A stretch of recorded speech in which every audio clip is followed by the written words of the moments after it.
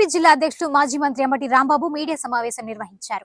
నేడు Guntur పట్టాయిపురం police station లో 2 complaints ఇవ్వడం జరిగిందన్నారు. నా మీద వైఎస్ జగన్మోహన్ రెడ్డి మీద టీడీపీ ఆఫీస్ లో ట్విట్టర్ ద్వారా అసభ్యకర పోస్టులు పెడుతున్నారు. జై టీడీపీ అనే ట్విట్టర్ పేజీలో జగన్ మీద మార్ఫింగ్ చేసిన ఫోటోలు పెడుతున్నారు. మా నాయకుడిని అవమానించే విధంగా పోస్టులు పెడుతున్నారు. సీమరాజు అనే వ్యక్తి మా వైఎస్ఆర్సీపీ పార్టీ కండువా వేసుకుని మమ్మల్ని పచ్చి బూతులు తిడుతున్నాడు. ఈ పోస్టింగ్లపై యాక్షన్ తీసుకోవాలని ఫిర్యాదు చేశామన్నారు. మా మనోభావాలు దెబ్బతింటున్నాయి.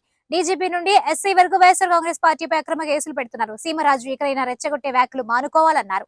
నారా లోకేష్ సృష్టించిన రోబో సీమరాజు, నారా లోకేష్ ఆధ్వర్యంలోనే సీమరాజు ఇండస్ట్రీ మాదిరిగా స్టూడియో పెట్టుకుని సోషల్ మీడియాలో వైఎస్ఆర్ కాంగ్రెస్ పార్టీపై రెచ్చగొట్టే పోస్టులు పెడుతున్నారని మండిపడ్డారు.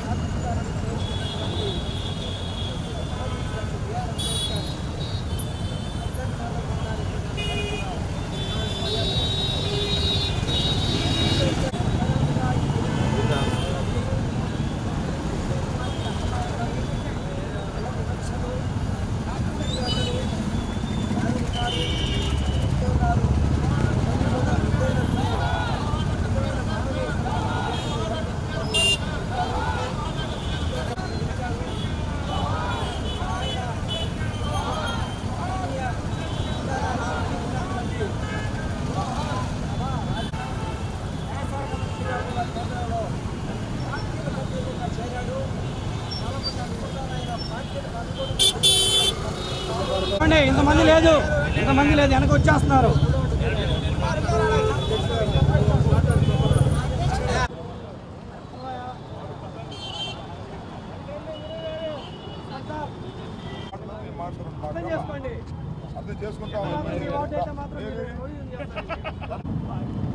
బాబాసాహెబ్ అంబేద్కర్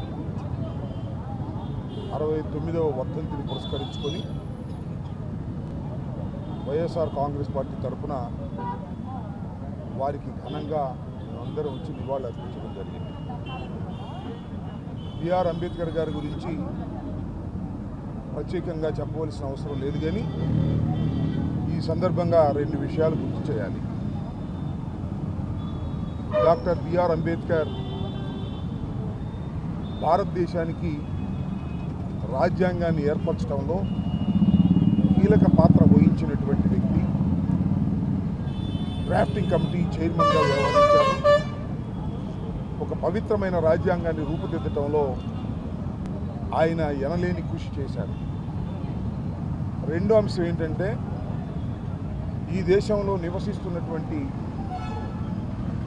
బహుళ జాతీయులు, ముఖ్యంగా దళితులు, అణగారిన వర్గాలు, వారు అందరితో పాటు ఎదగాలి అంటే రిజర్వేషన్లు కావాలని పట్టుబట్టి ఆ రిజర్వేషన్ల రాజ్యాంగంలో పొందుపరచడం వలనే ఇవాళ పెద్ద స్థాయిలో అణగారిన వర్గాల నుంచి చదువుకొని వృద్ధికొచ్చి దేశంలో కీలకమైన పాత్ర పోషించగలుగుతున్నారు బడుగు బలహీన వర్గాలు. అంటే అది అంబేద్కర్ గారి ఆలోచన వలనేనని ఈ సందర్భంగా నేను చెప్పదలుచుకున్నాను.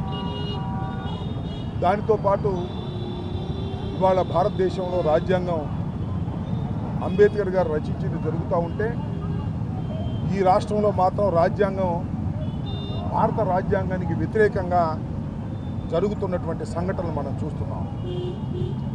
అత్యంత గొప్పగా ఘనంగా విజయవాడ నడిబొడ్డులో అంబేద్కర్ విగ్రహం